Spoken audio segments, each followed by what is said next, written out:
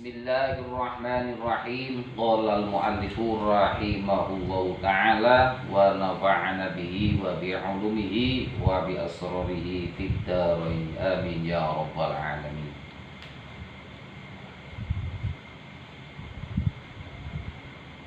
Al-bab fi fadilatil iman. Malam iki ngaji bab keutamaane iman. Ngaji bab keutamaannya iman. Qala Rasulullah sallallahu alaihi wa alihi wasallam, dawuh dalam Kanjeng Nabi Muhammad sallallahu alaihi wa alihi wasallam, al imanu ma'rifatun bil qalbi wa qaulun bil lisan wa amalun bil arkan. Al imanu utawi iman iku ma'rifatun, ngaweruhi Gusti Allah, bil qalbi kelawan ati, wa qaulun lan ngucap bilisani kelawan lisane, wa amalun lan ngamalake bil arkani kelawan tindakan. Al imanu, iman itu ma'rifatun, ialah ma'rifat kepada Allah, bil qalbi dengan hati, wa qaulun dan mengucapkan dua kalimat syahadah, bil lisani dengan lidah, wa amalun dan mengamalkan bil arkani dengan anggota badan. Jadi iman itu tiga serangkai. Hati, kemudian diucapkan dan dijalankan. Jadi tidak bisa orang iman itu hanya mengambil salah satunya. Jadi iman itu kaidahnya ada tiga, yakni dalam lafalnya melafalkan, mengucapkan syahadatain, asyhadu alla ilaha illallah wa asyhadu anna muhammadar rasulullah. Wa qala Nabi sallallahu alaihi wasallam, dawuh dalam Kanjeng Nabi Muhammad sallallahu alaihi wasallam, al imanu uryanun wa libasuhu taqwa wa zinatuhul haya wa thamratuhul ilm. Al imanu, iman itu uryanun, telanjang, wa libasuhu taqwa dan pakaian iman itu ialah takwa, wa zinatuhul haya, perhiasan dan perhiasannya ialah rasa malu, wa thamratuhu dan buah iman al ilmu ialah ilmu. Jadi yang dimaksud daripada iman itu telanjang adalah iman itu kalau diibaratkan barang yang suci, karena sifatnya iman itu nomor satu ada di dalam hati. Nah, itu asarnya, nampaknya orang-orang yang beriman, kemudian dikiaskan, digambarkan, andai kata kasih pakaian adalah ketakwa. Jadi orang yang beriman itu kalau ibaratnya orang telanjang, ya, tapi dalam pengertian telanjang itu adalah kesucian.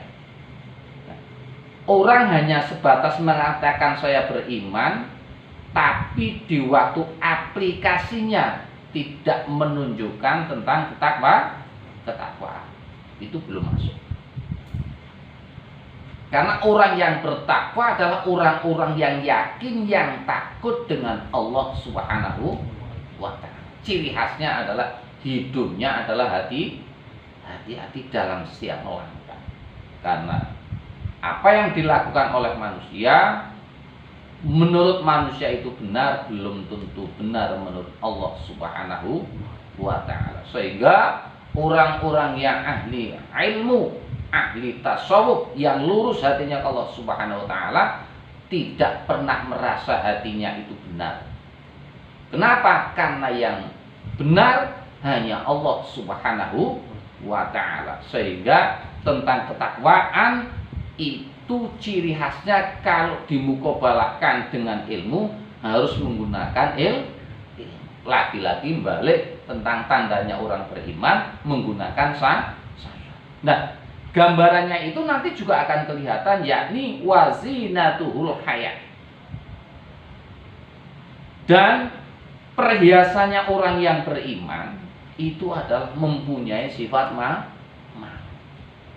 Makanya ada kaidah dikatakan al-haya'u minal iman. Dalam pengertian malu dalam syariat adalah di waktu orang tersebut ya tidak berusaha menjalankan perintahnya Allah dan Rasulullah Muhammad Sallallahu Alaihi Wasallam. Jadi ini harus jelas. Malu dalam pengertian ajaran syariat Islam dan perintahnya Kanjeng Nabi Muhammad Sallallahu Alaihi Wasallam. Malu tidak berusaha menjalankan perintahnya Allah dan Kanjeng. Jadi nanti akan terbantahkan pandangan-pandangan setiap orang mempunyai arti bahwa saya ini malu. Kan banyak orang ya, misal orang ngaji sudah tua, bahasanya malu. Itu namanya bukan malu, malah malu-maluin kalau tidak ngaji, ibaratnya begitu. Kemudian orang tidak sholat, orang tidak puasa, masih mempunyai pembelaan di diri.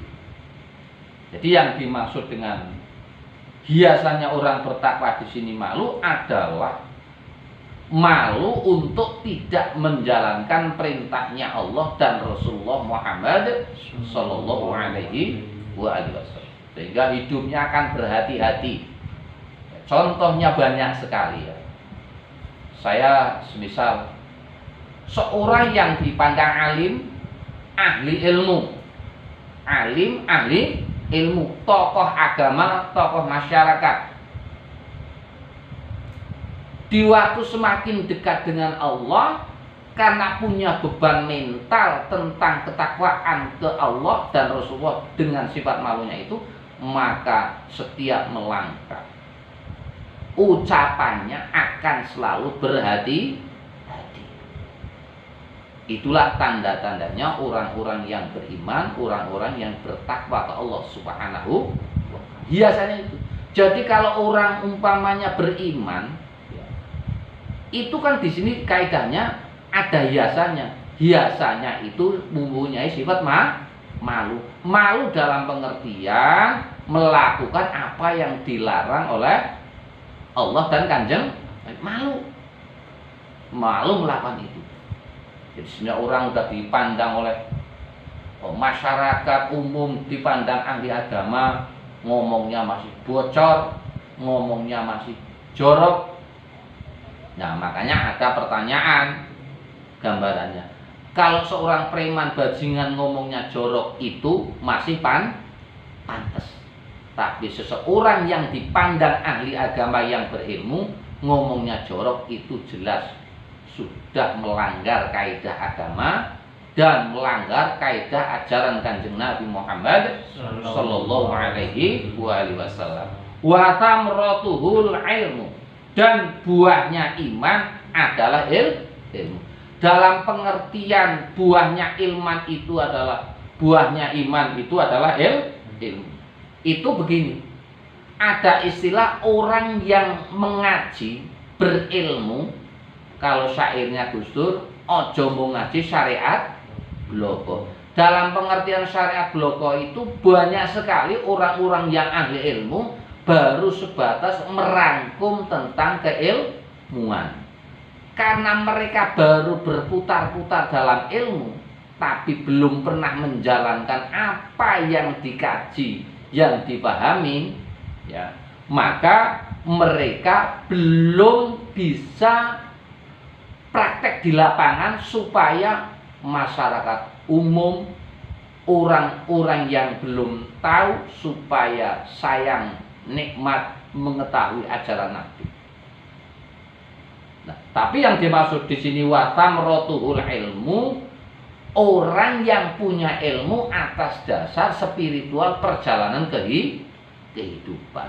Jadi di waktu mempraktekkan Al-Qur'an maupun hadis, ya, itu beda dengan orang yang belum menjalankan. Sekarang kan banyak gambaran-gambaran kan. Makanya segala sesuatu itu boleh dilakukan asalkan ada ilmu. Contohnya, seorang guru mendidik murid akan mengatakan, nak, kamu jangan berteman, berhubungan, bergaul dengan orang-orang yang nakal, orang-orang yang tidak ibadah, yang tidak mengaji. Itu namanya perintah kaidah. Itu perintah kaidah. Tapi dalam prakteknya, karena mereka baru memahami secara tekstual, di lapangan masih mendapat tantangan yang sedemikian rupa. Tapi kalau orangnya tersebut sudah berilmu dan pengalaman dalam hidupnya ada, justru tugasnya malah mereka mendekati orang-orang yang belum dekat dengan Allah dan Kanjeng Nabi, supaya cinta Allah, cinta agama, dan cinta Kanjeng. Bukan berarti mereka harus dibenci, dihujat, dihukumi. Nah, ini akan menunjukkan kualitas seseorang dalam memahami nilai-nilai agama kita. Dalil ini la imana liman la amanatalah, terus dalil ini tak buat nyerang karena saya nggak suka dengan si pemimpin itu, dalil ini tak buat nyerang, itu nggak boleh. Berarti memonopoli satu hadis dibuat untuk ketidaksukaan. Artinya nomor satu, di waktu kita ngaji ini kita pahami, di waktu kita itu jadi pejabat, di waktu kita jadi pedagang, ya, di waktu kita menjadi seorang bapak, itu semuanya amanah dari Allah Subhanahu wa Ta'ala. Jangan melakukan itu. Jangan kemudian hadis ini saya tidak suka dengan si A si B, hadis ini tak keluarin, tak buat nyerang. Orang itu namanya zalim. Tokoh agama, penceramah agama yang zalim. Wa qala Nabi sallallahu alaihi wasallam, dalam Kanjeng Nabi Muhammad sallallahu alaihi wasallam, la yu'minu ahadukum hatta yuhibbu li akhihi ma yuhibbu li nafsihi. La yu'minu, tidak beriman sempurna. Siapa? Ahadukum, salah seorang dari kamu, hatta yuhibbu, sehingga ia mencintai, li akhihi, bagi saudaranya, ma yuhibbu, apa yang ia mencintai, li nafsihi, kepada dirinya sendiri. Ini tanda-tandanya puncaknya orang beriman kalau mau berbicara, bahwa tidak semudah itu menuduh orang lain. Karena kita kalau mencintai sesama orang mukmin, ingat ya, orang mukmin itu sebagaimana harusnya mencintai dirinya sendiri. Makanya ada kaidah al mukmin lil mukmin.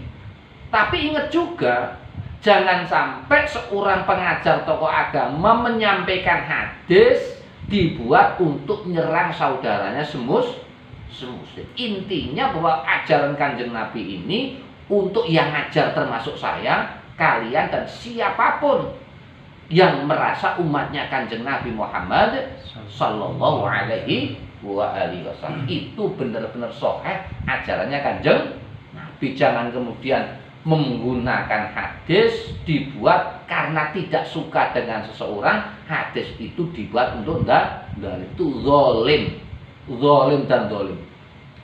Banyak sekali orang yang mengatasnamakan agama tapi justru dia mencidrai agama sendiri. Demikian saja malam ini. Mudah-mudahan apa yang kita kaji bersama, kita mendapatkan nur Allah, nur Muhammad, nur ilmunya Allah. Dan kita bisa menjadi pencerah untuk dirinya, keluarganya dan sesamanya. Wallahu a'lam bissawab. Al-Fatihah. A'udzubillahi minasyaitonir iyyaka na'budu wa iyyaka nasta'in. Shiratal ladzina wal 'afu minkum ihdinas shiratal mustaqim. Assalamualaikum warahmatullahi wabarakatuh. Waalaikumsalam warahmatullahi wabarakatuh.